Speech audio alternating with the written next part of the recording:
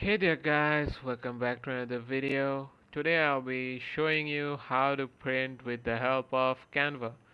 So the first thing you need to do is open up your Canva project that you want to print. So for that just head over to your Canva website and then open up your project. So after you open up your project, the next step is pretty easy. Just go over here to the share option and then click here on download, and after that just go here to the file type and just look for this one, PDF print. So just download this in this file type and your project will be ready to be able to print with the help of your printer, of course. So that's it with the video guys. I hope it helps you. Thanks for watching and take care.